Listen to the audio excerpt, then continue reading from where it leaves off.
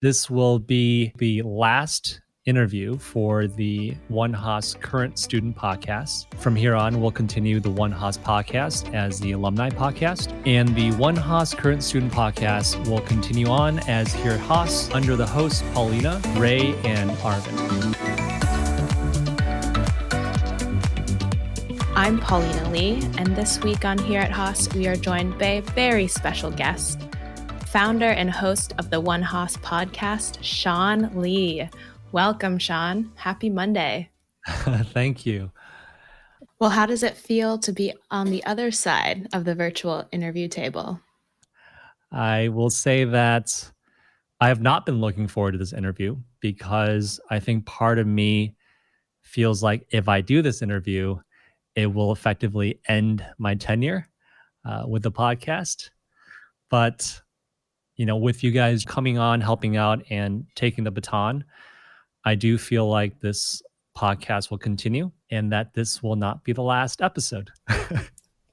Yeah, I mean, it's great because you kind of get the best of both worlds, right? We are going to continue on with Here at Haas, and then you will continue hosting the OneHaas alumni podcast and continuing to share and seek out those super interesting stories and journeys of our graduated Haasies. So I think that's great.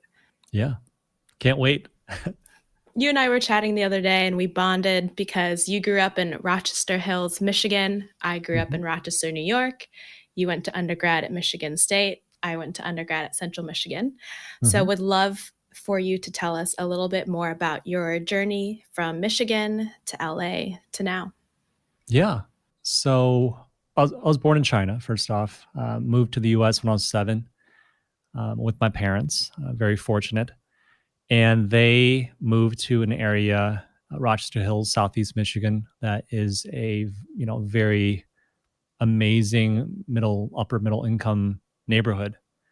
And so growing up, I just never felt out of place, even though I grew up around, white suburbia.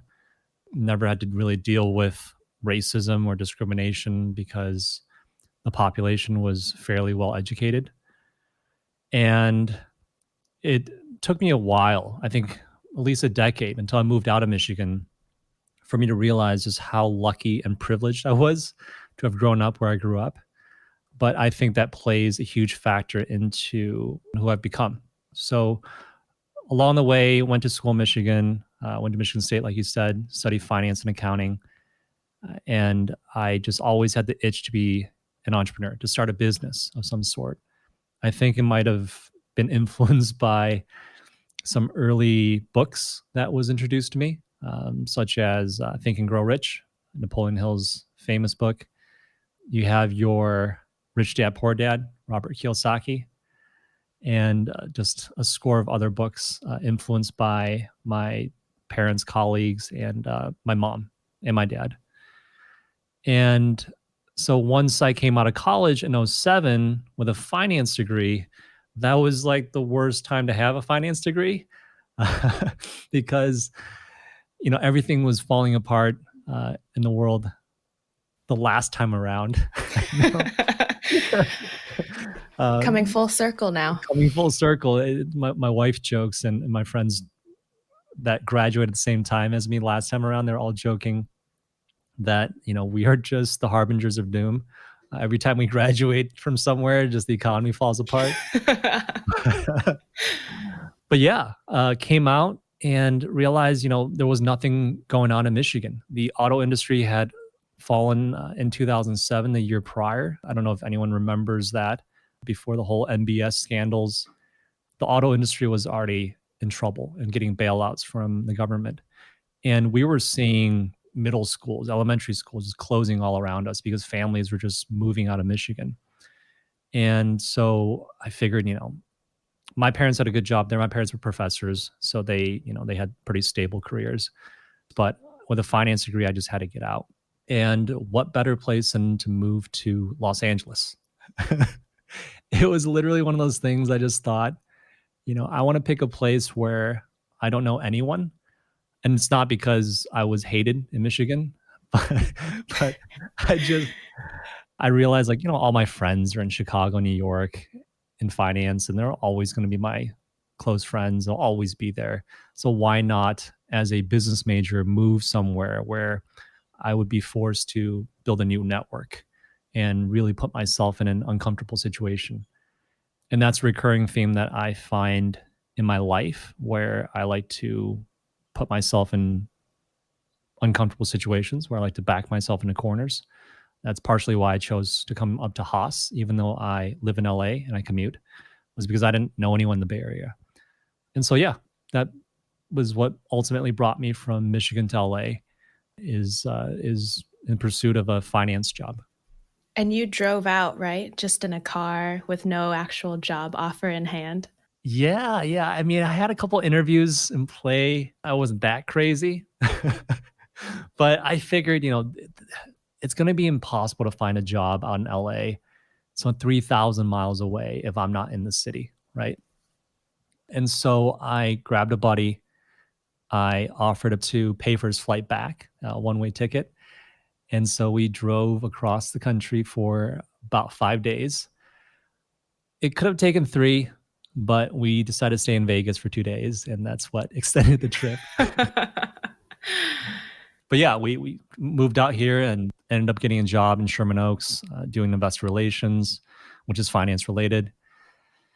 Later on, getting involved with a startup biotech company in microfluidics, and that really reignited the bug to start a business.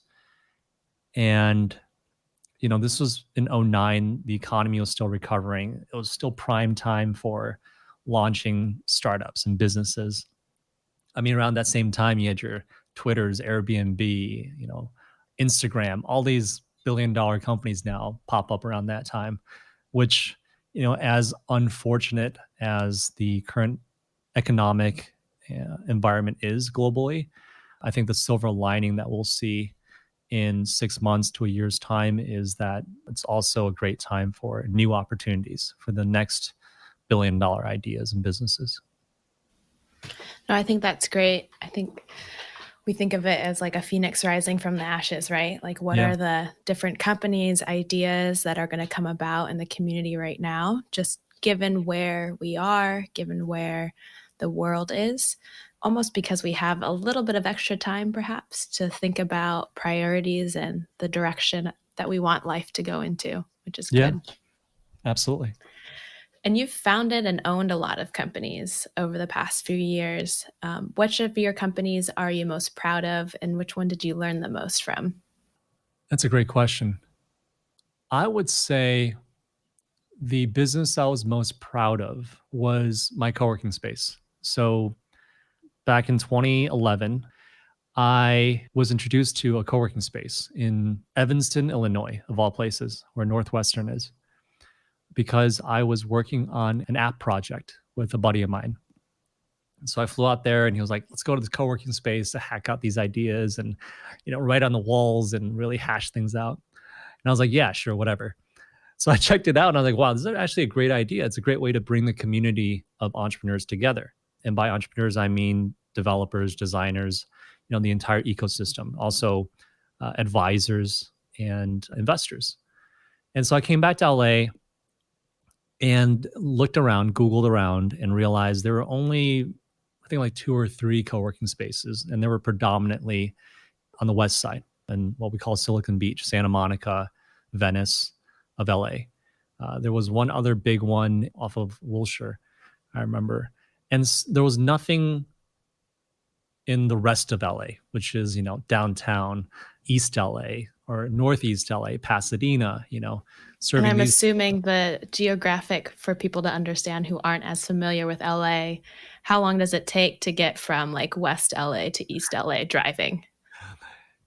In a pandemic, maybe 20 minutes. Okay, so that means in regular days, that's like what, 2 hours? Yeah, in a regular day, that's 2 hours. Yeah. Um, and yeah, so I came back and I was living in downtown LA. The e-commerce business I had co-founded with a couple high school buddies of mine was based out of LA at that time, downtown LA. And so it just so happened next to me, our office, there was all this vacant space. another like 3,000 square feet of just vacant office space that's been derelict for like 10 years.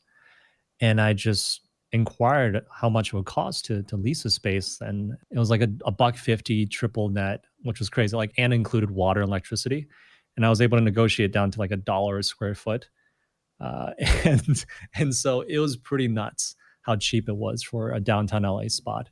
What's the And so typical I, market rate? Is it like $4 or $5 a yeah, square yeah, foot? Okay. Just yeah. I a mean, relative. you could barely get like a warehouse for like a buck 50. So yeah, it was like the best opportunity to just give it a shot. I had no experience in real estate at all. I had no idea of how to run or build or launch, a co-working space. And I just hacked my way through it like I do with everything else in life. And I got the space, tore it apart with my employees for my e-commerce business at the time and my buddy. We literally just like tore everything apart, the carpeting, ripped everything out. In hindsight, probably wasn't like the smartest or safest thing to do because who knows if there's like a asbestos or anything out there in this like really old building. But we did it and we were able to do all the renovations for under 50K, which is something that I budgeted for and was really surprised that we were able to accomplish. And part of that was like we did such crazy things. Like a lot of the ceiling tiles, those foam tiles that people have in office spaces, we try to salvage as many as we could, even though they were all old and yellow looking. What we did was I asked my designer to create a template, a stencil, and we took down all like 800 tiles. and and I went to Home Depot, bought this like it's like a spray painter that you can use for your house, and we basically just stenciled every single tile and repurposed it. And that at least saved, gosh, a couple of $1,000, I would say, Nice. in renovations. And it's just crazy how creative we got with a limited amount of funding because everything was self-funded. But that was probably my best experience, um, literally physically building something from scratch and then having to figure out contracting, getting around sublease laws and rules in our contract. Because if you sublease a space or an apartment, you have to share in the profit with your landlord. That's in like the majority of contracts. And I was just like, how did gyms get around it? Right? Gyms, they don't sublease to me, right? And I realized, oh, the loophole is a membership model. If you have a membership model, then it circumvents subleasing. And part of that is that the member doesn't have any rights to your property. They can get kicked out anytime. And as long as they're okay with it, like that's how it works, right? And so, learning how to draft up contracts for that and then just building a community one step at a time. But luckily at that time, Meetup had just started to blow up and it was fairly easy to build a community using Meetup. At the time I ran and owned the downtown LA startup meetup group, and we had like some 600-700 members on there. It's like the largest meetup downtown. So it was almost a two-in-one company in that sense, right? You had the actual physical building itself, the co-working space, and then you were leveraging that same space for your startup meetup. Yeah, we needed the meetup to build the community for the co-working space, to get members to come in, right? And to do that, you have to host events and invite people to the space. And so I was hosting like 1 to 2 events a week. It was fun. And it was just buying bottles of wine from Trader Joe's and food and pizza Some and two-buck just chuck. inviting people. Yep. And then I think it was some good wine. And then just inviting people in the community to come in to listen to a Gunderson Detmer lawyer talk about startup contracting, right? Or how to set up your business, or to listen to some other person talk about their services. And we have these like what I called, in hindsight, it sounds really dumb, but they're called brain dump sessions. I didn't want to use brainstorming because it sounded too generic. So I was like, let's just do this brain dump session where we just come in and just dump our ideas on each other and see what sticks. I love it. What would you say from your co-working space, do you miss working there or working with that community, or are you still involved? So I've actually met a lot of the people I know now in LA. I know because of the co-working space, which in hindsight was an amazing idea. Like some of the people that have reached back out to me, to explore different business opportunities or even inventions that they've come up with. When I think back, I'm just like, I know these people because of the co-working space. The co-working space ultimately evolved into an office space for the startup media company. It was called Lakers Nation. They came in with like, I think it was like two or three people, and they got bought by Vox Media, and they just expanded like crazy. And within, I think, 12 to 16 months, they went from like, I think, three people to like 20 people or 30 people. And they ended up just taking up my entire co-working space. Because they liked the way I designed it. I put a Mhm. lot of heart and soul into designing that place. And that was the other thing I really enjoyed about the business was I got to learn interior design and lighting. And I'm kind of a big guy on lighting. Like for me, lighting, sets the right mood, whether it's a romantic mood or a work mood or a collaborative mood, I even thought. And so I did a lot of research and learning into lighting. And that's something I spent a lot of time on for the space. Yeah, I feel like you as a person, as I've gotten to know you and as I continue to learn more about your story, you just are such a learner, whether it's podcasting, whether it's interior design, just a variety of different categories that you just throw yourself at full heartedly. What do you think has inspired that insatiable want to learn? I'm a big proponent in the camp of nurture and not nature.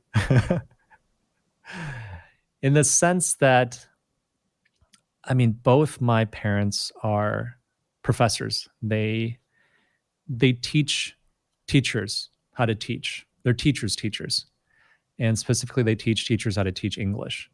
Which, when I tell this to people, always sounds so ironic. It's like these Chinese immigrants are here to teach teachers how to teach English. Uh, but that's what my dad got his PhD in reading language arts. And I think ever since I was little, I was just always surrounded by books. I was always surrounded by people who encourage me to read.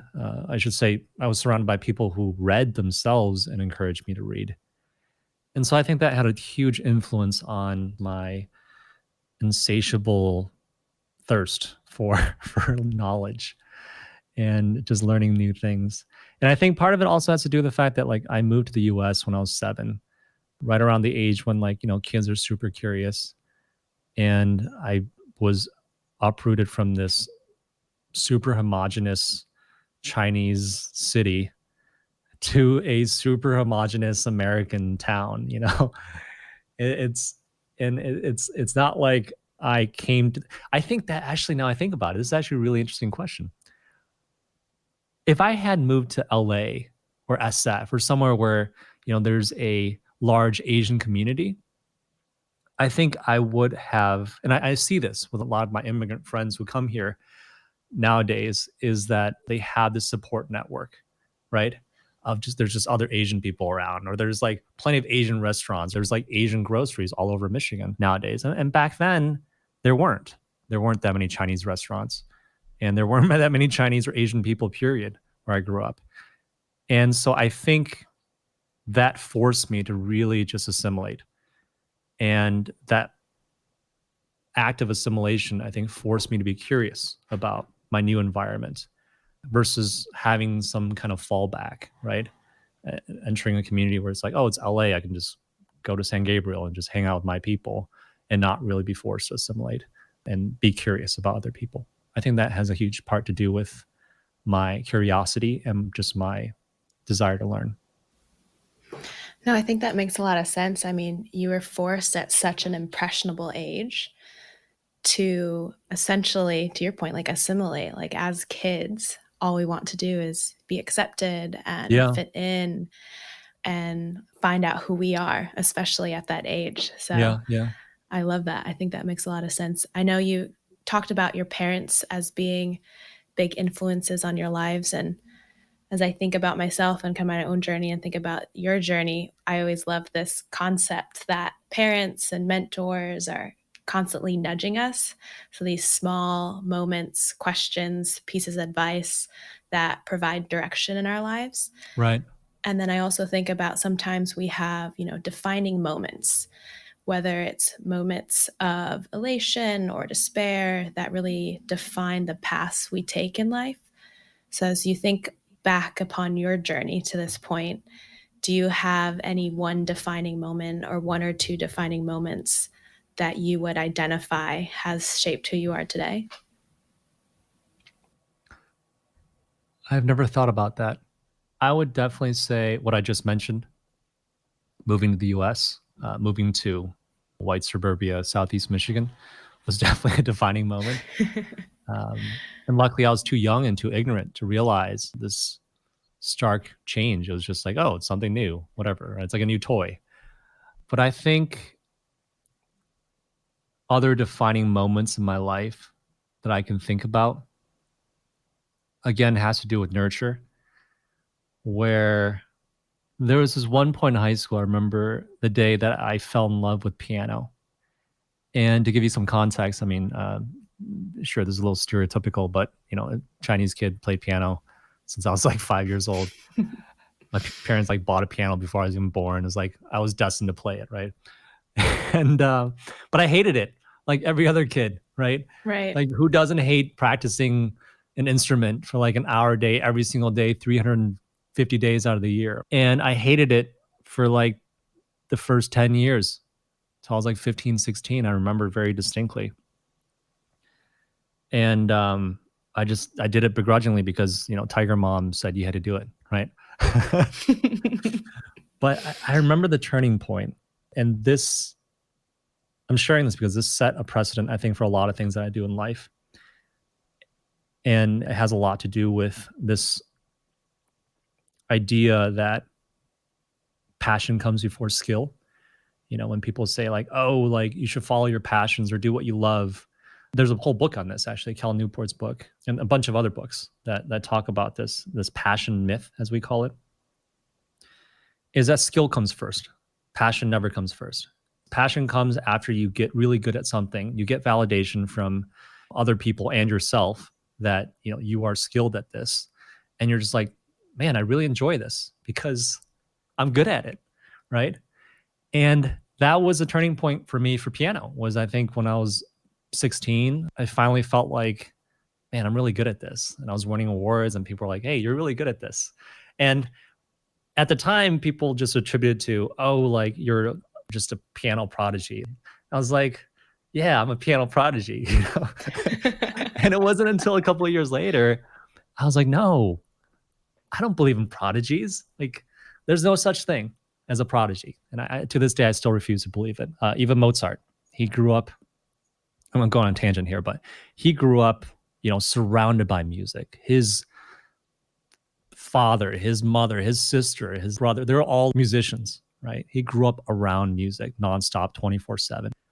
And so going back to my story, what that turning point taught me was that if you are to follow your passion or find something that you love doing, you have to start identifying what you're good at or what you could be good at and put in the time and put in the practice, and then you'll turn to love it. And that's the recurring story in my life is to, and it sounds like rough, but it's just to put your head down, focus on one thing, get good at it, and then find out that you love it. And that's the story of this podcast, really. I had no intention of continuing this podcast. It was just a side project. And then 2 years later, after doing some 60 or so interviews now, I realized that I really enjoy doing this, and I could see myself doing this for a career if I had to. Actually, not if I had to, if I could. because it has to make financial sense. It'd be very strange. I guess it's not strange at all. Many people go into business school, come out, do nonprofits, and don't make the 300K that bankers make, and it's totally okay as long as you're happy doing what you're doing, right? Mm-hmm. So let's talk a little bit more about OneHaas. How did it originate? How did you get started? What is the story of OneHaas from start to now? OneHaas started in early February of 2018.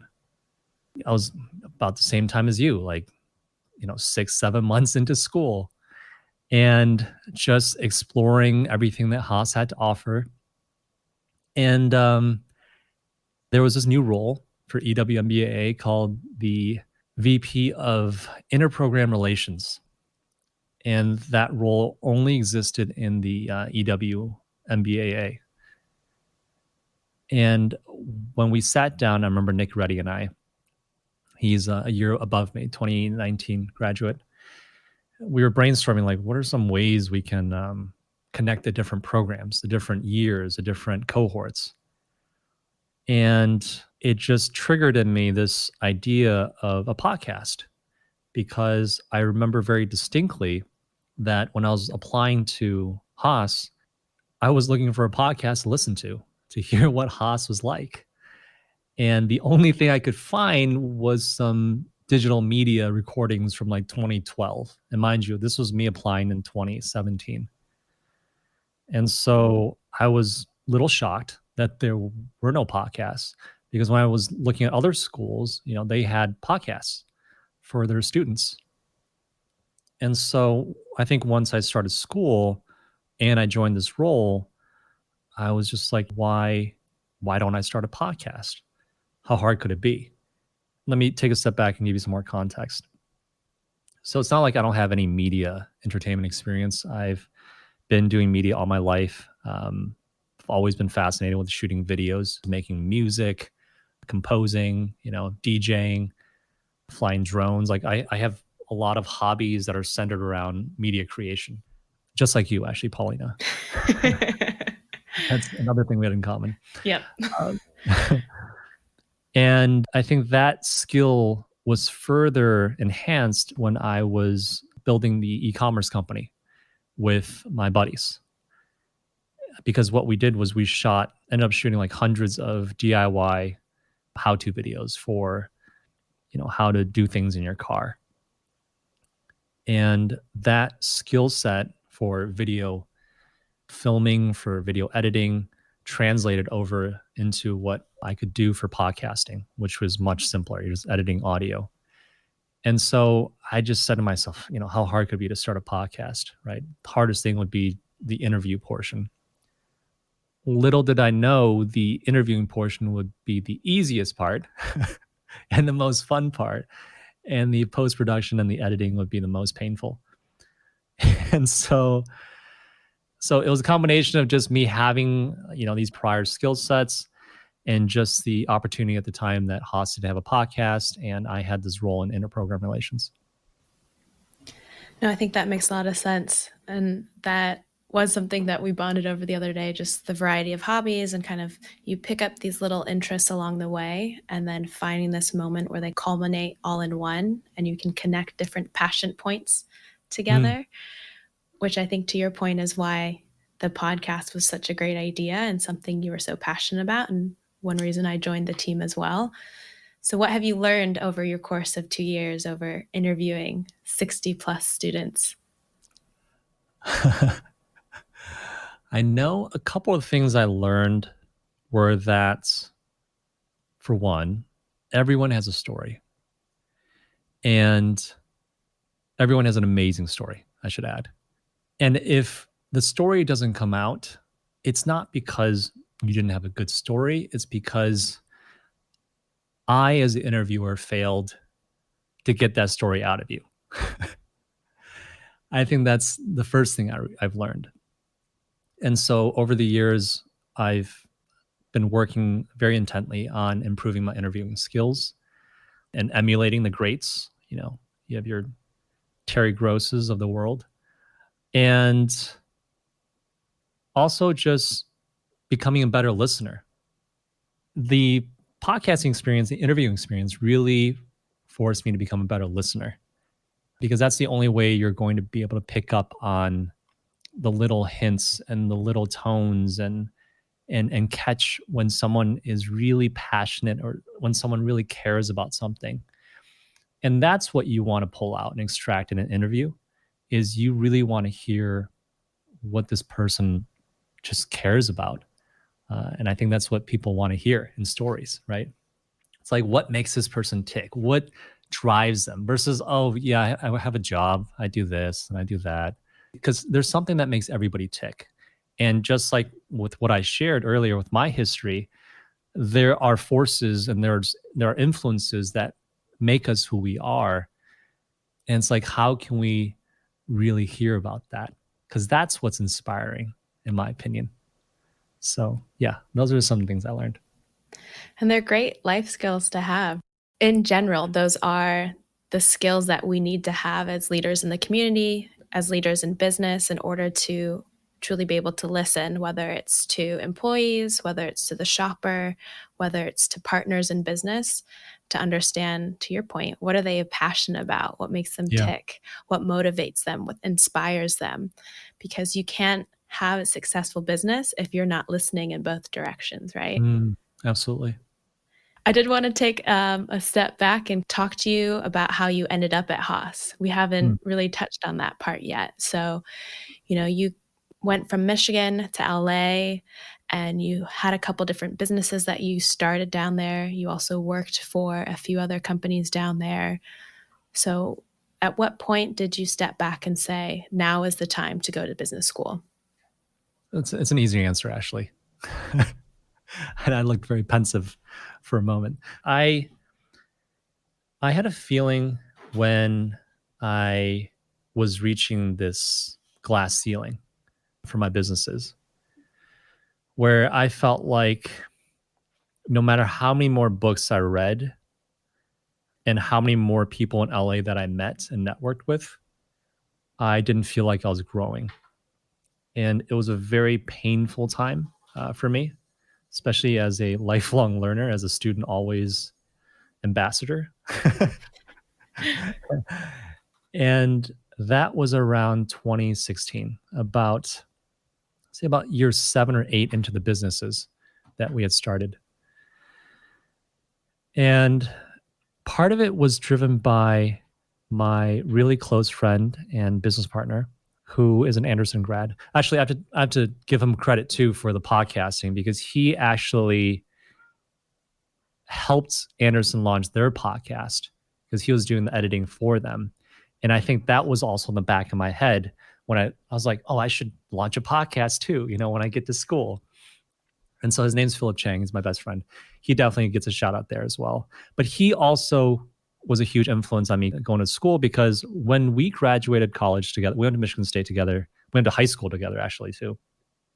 When we graduated, we were like, we're never going back to school. Like, no way. We had launched our business. We were successful. We were like making money and having a great time in LA, of all places to be successful, when everyone else is trying to get a job or working like as a waiter trying to make it in Hollywood. Yeah, yeah. We were like, man, sunshine, Killing it. we're just killing it, right?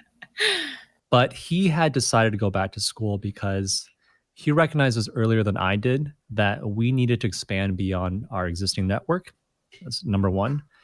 And two, that because we're such scrappy entrepreneurs and we lacked formal mentors of any sort, businesses or business owners that were much more successful than we were, that he needed to grow and learn somewhere else.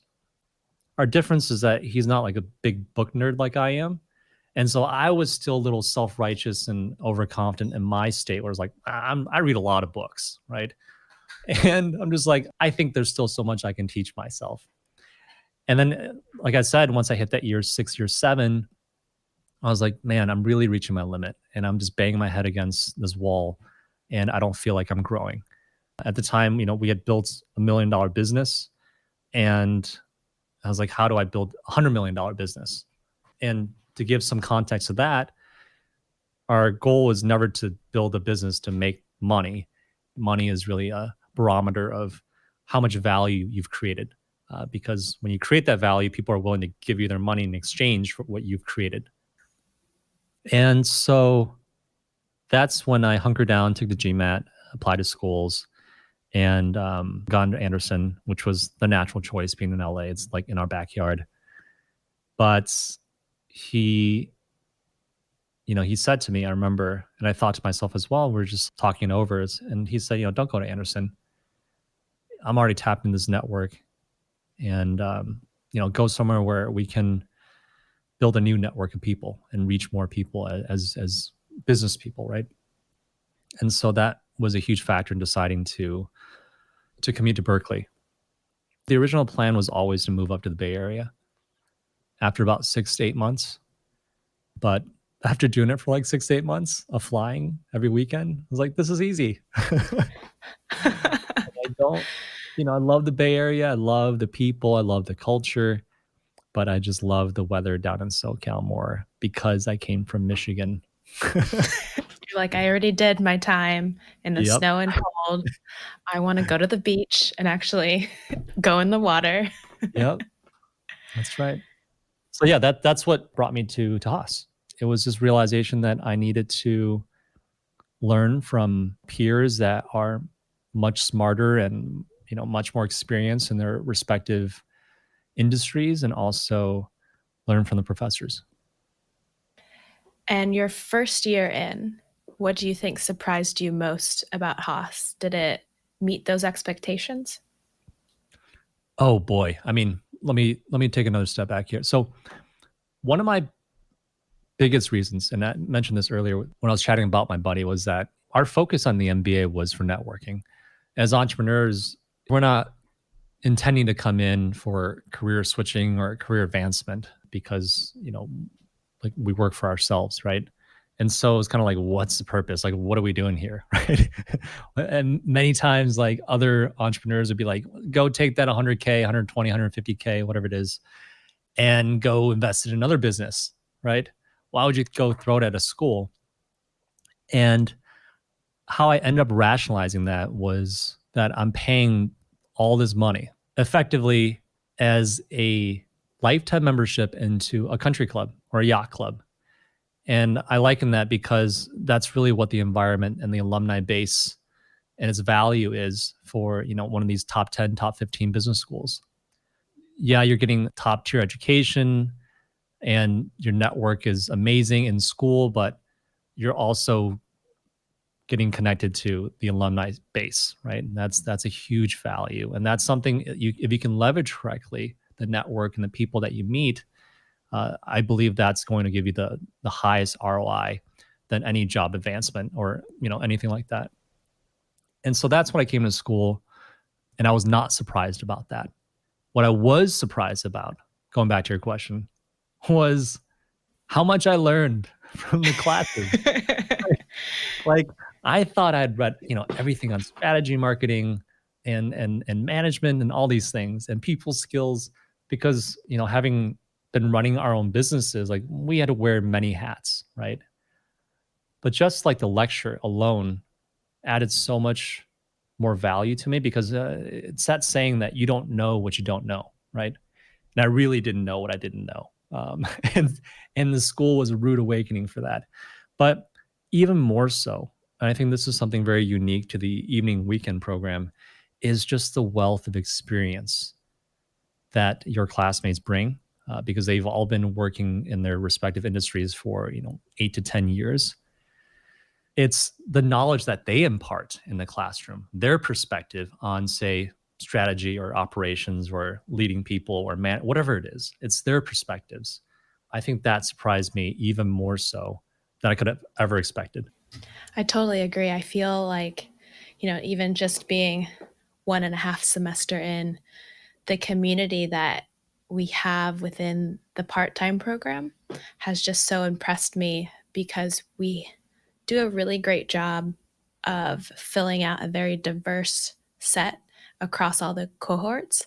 Mm-hmm. And so, to your point, there's so many different perspectives, so many different types of business leaders, educators, those in the medical profession that Hmm. just add 2, 3, 4 different layers into the discussion at Right. any given point that really enhances the overall learning aspect. And then the great thing for a lot of us, because we are working part time, is that we can just turn around and apply it real time, those Yeah. skills and learnings that we're getting from the classroom. Yeah. And so you've also done through OneHaas a lot of community building. I'm just curious, do you know what drives that? I mean, you talk about your close relationships that you have from home. You talk about building the community down in LA, and I feel like you've done a really great job at building a community here at Haas. What drives that? That's a great question. I think what drives it is tied to my desire to learn. And whenever I learn, I want to share what I've learned. And I think I totally forgot to mention one other point about the podcast, why I started. I was, I came to school to network and I was just meeting such amazing people at Haas and hearing such amazing stories. And naturally, I'm just like, hey, you should connect with this person. Hey, you should connect with that person. Or, I just met this person that has like a very similar background or interests as you. Have you met them? And people are like, no. And just made me realize there's this huge inefficiency in networking in this MBA setting. And mind you, we're one of the smaller MBA schools, right? I can't imagine what it's like at other places. And so the podcast was also a way to solve for this efficiency problem where I thought, let me just get your story on air and have more people listen to it at once, right? And if they have similar interests, they can just reach out to you. And so going back to your question, yeah, everything stems from this idea of learning stuff from people, from my guests, right, on the podcast, and sharing that knowledge with people in some way, shape, or form. As you think back about all the different stories you've collected over the last 2 years, do you have a One Haas episode that's your favorite? That's a terrible question. Just because I'm I making you choose? Yes, because you're making me. No, I can't choose, and not because I don't want to choose, um, but because I stand true to what I say about how everyone has a unique story. How about this? I will say that there are some interviews that were very difficult for me that really stood out. And they were my interviews with Bree Jenkins and Evan Wright. And it touches upon the issue of race and underrepresented minorities, URMs. And I have this off the cuff interview style where I don't like to do much research on the person I'm interviewing. They just get referred in, then I just sit down and look at their LinkedIn briefly and I just start asking them questions and then go from there. But these were two times where I was really just underprepared, to be very honest. And at times, like, I didn't know how to ask questions regarding race, regarding diversity issues that we have at Haas, right? And these were very difficult interviews, not because the guests were difficult, but because the topic feels so sensitive to broach. But they are also the most important topics and the most important conversations that we need to be having, not just here at Haas, but across the world, right? And I just remember when I was editing those episodes that, asking some of the questions are so asinine. I was like, wow, I sound like an idiot. And I had the liberty to cut it out, right? Just to chop it out. But I was like, no, I can't rob our listeners of this awkwardness, of my ineptness, because it's very important to me. And I think that it's very important to Haas and his podcast to retain its authenticity. I think those interviews just made me realize how much more I need to learn to be a better interviewer and why this project and what we're doing is so important. Totally agree. I think we both have a passion for being a student always. And Yeah. I think instances and moments like that really humble you, right? Yeah. Because you come in to a lot of these interviews and a lot of situations with a certain level of confidence that you can navigate it easily and talk your Yeah. way around it. But there are just some topics, some stories that, our place is really just to sit back and learn, and that's why we're here. Yeah. Um, it's important to check how fortunate we are and how we should be leveraging that to help other people. Right. Uh, yeah. It's very prevalent to the current environment, right? Yeah. Yeah. Such a wide spectrum and kind of all people affected, but some more than others. And it's really showing the different breaks in the system that we have. Yeah. Some a lot more than others. Exactly. Yeah. As we think about the next upcoming months, and hopefully we'll be in a better spot today as a society and economy as we are right now. But you technically graduate next month in May, which is wild. So what's next? What's next? That's a great question. I mean, it's been a roller coaster ride here at Haas. I mean, I came in as an entrepreneur to network, and then I realized, like I said, that there's just so much I don't know. What are some ways that can help me get to know what I need to know, right?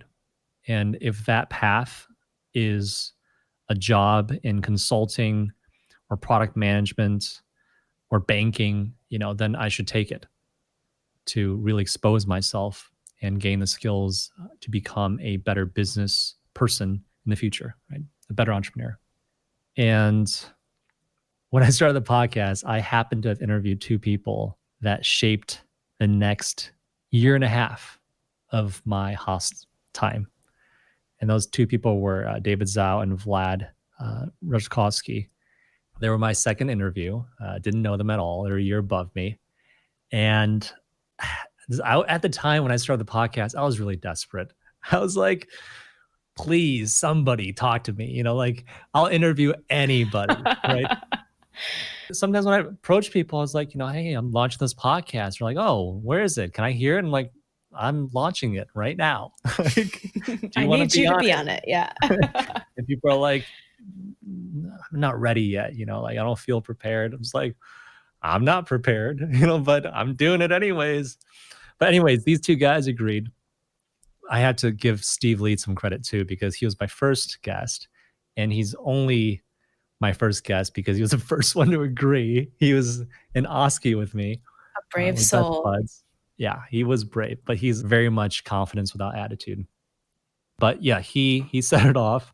We still joke about that first episode. But yeah, with David and Vlad, I had no idea what I was going to talk to them about. They ended up sharing with me their journey through investment banking, of how coming to school, going to investment banking prep, and then at that time, this was February when we were recording, they had just landed their investment banking internships, summer internships. And I was like, oh, I studied finance and I never really got to practice it outside of the 2 years of investor relations. I am kind of interested in this. I've also never raised money for my startups. We bootstrapped everything.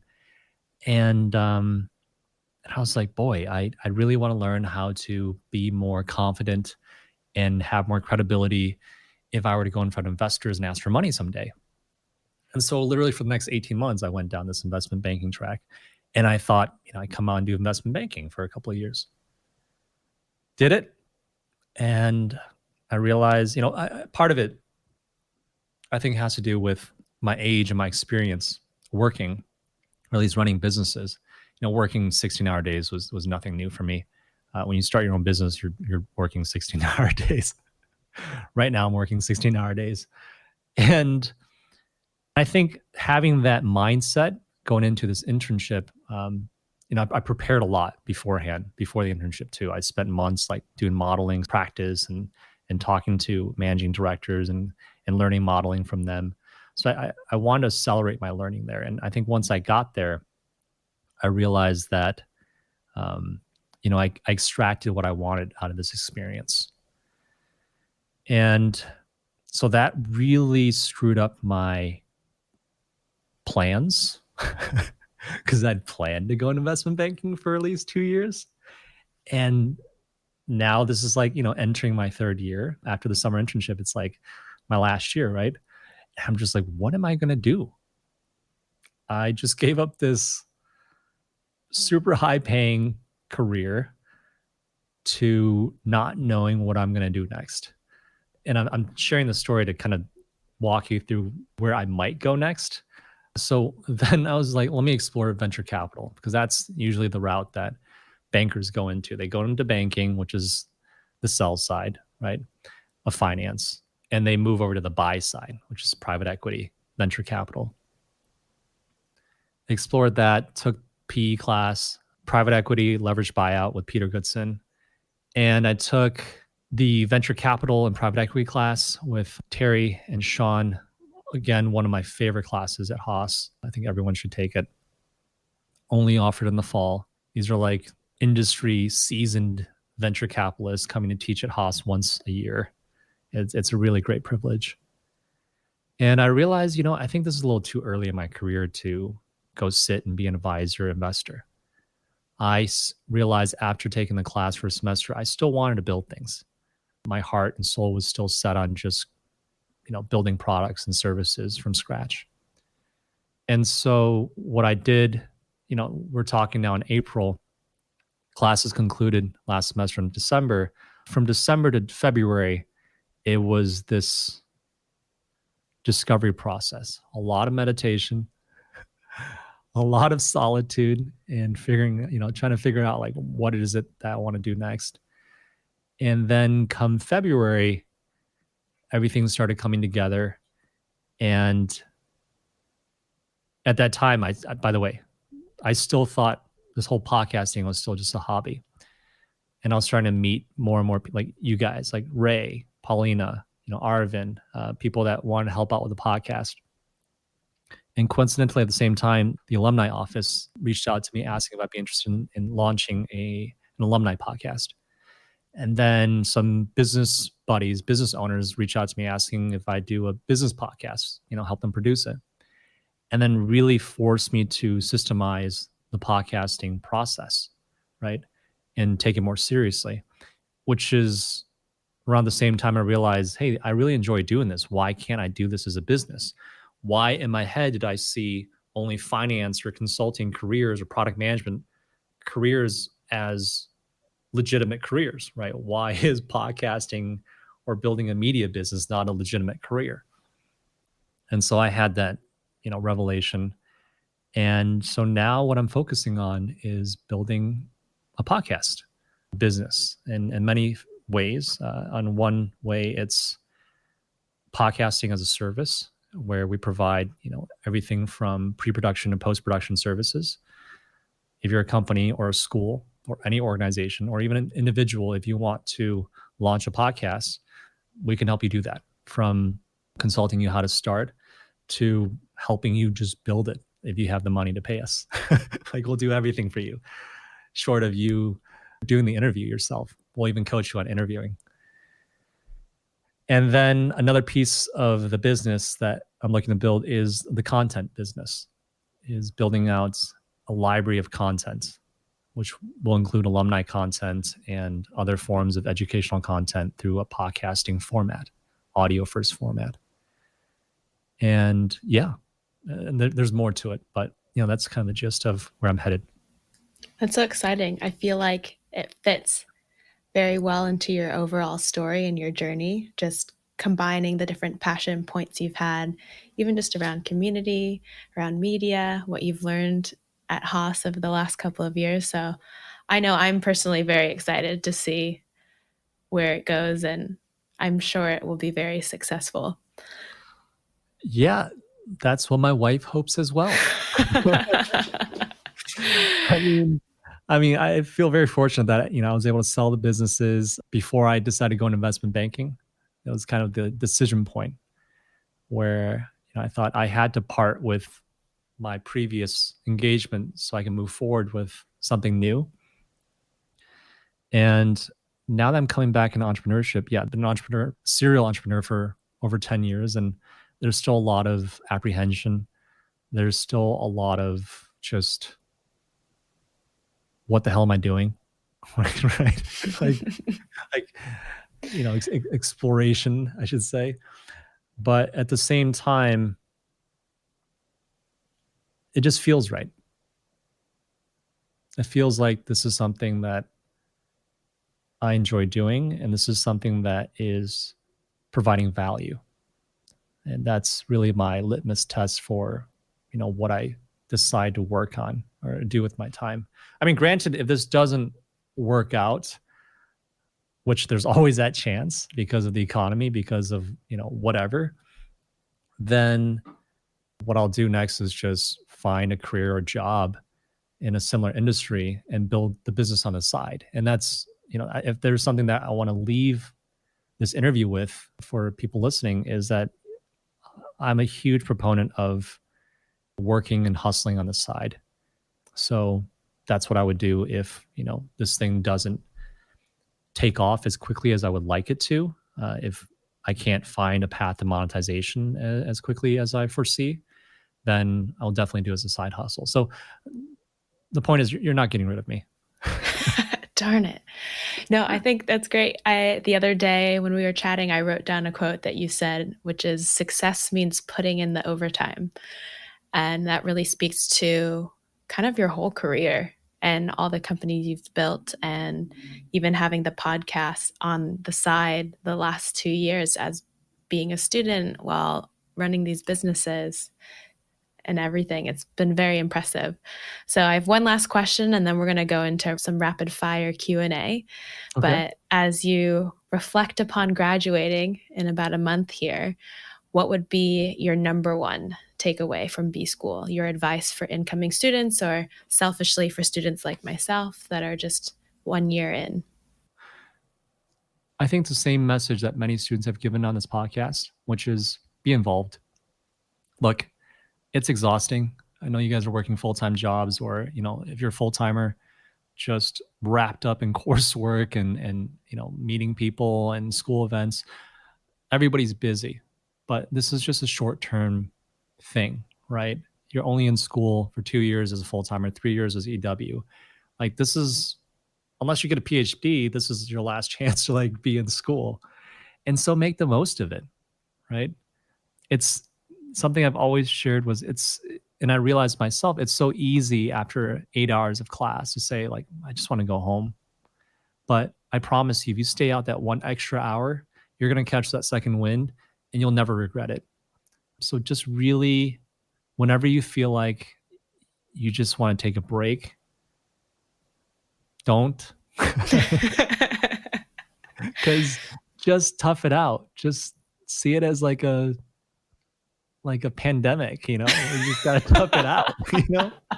It's only gonna be for a short time, right? And if you can tough it out, I think the ROI it's gonna pay in dividends. Because 3 years goes by so much quicker than I think you think it does. Yeah. I was relishing in how much time I had in school, and now it's over. We're kicking you out. Yep. All right, let's do some rapid fire Q&A. So just kind of short one sentences to wrap it up. Because we're on a podcast, because you are getting into podcasting, top 3 podcasts for you. Top 3 shows are definitely Fresh Air, Radio Lab, and This American Life. Big NPR supporter. Big NPR supporter. Plus, KPCC in Southern California. KQED in the Bay Area. Top 3 songs or artists on your Spotify? Wow, that's going to be very obscure. Oh, you know what?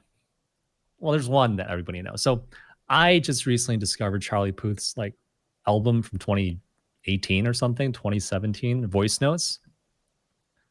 I listened to that album for 2 months straight. I don't know why. I just love his voice. I just think he's such a good artist, such a good vocalist. And yeah, so that's one. Just his whole entire Voice Notes album. I've never heard of him, so I'll have to look him up. You don't know Charlie Puth? Well, maybe you don't listen to pop music. Never mind. I'm sorry. I'm sorry. I should just realize I shouldn't assume everybody listens to pop music. All right. So Charlie Puth. Who else is on my list right now? I have a lot of really weird songs. There's favorite song, like another remake of Creep by Rehab. That's a good one. I've been listening to that one a lot. So good. So good. So good. Oh, and last but not least, Masego. I love Masego. Masego made this amazing YouTube video that everybody should watch with FKJ, French Kiwi Juice, called Tado, Tadow.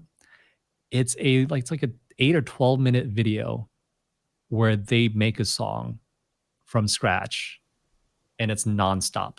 They're just layering on tracks upon tracks without pausing, without missing a beat, in their like 8-bar segments. It's just the most amazing thing just to see these really talented people build something from scratch nonstop. It just blew my mind. But Masego has a new song called King's Rant that I just love. It's on repeat. All right. Okay. So you're a dad, a husband, a student, a podcast host, you're working 16-hour days. What's your number one productivity hack to get you through the day? Coffee. Straight caffeine. Not just coffee, but cold brew. Okay. No, the biggest productivity hack is, I'd say, keeping a positive attitude. Yeah. All right. And last one, after you graduate, what are you going to miss most about Haas? Seeing my friends, seeing my classmates. I mean, they're all going to be up in the Bay, but we take plenty of ski trips a year. So I don't think about it. I'm just going to be very intentional about connecting with people, staying in touch as we are doing now, and, not take the relationships that I built for granted. I love that. Well, thank you, Sean. It's been an absolute pleasure chatting with you today, and we're hoping we can continue on your legacy with Here at Haas. So thank you so much. Thanks, Paulina. And thanks for tuning in to Here at Haas. Know a Haasie that has a story to tell? Nominate them on our website, OneHaas.org. And if you enjoyed this week's episode, please subscribe and leave us a rating and review. And don't forget to share out this podcast with your favorite bears.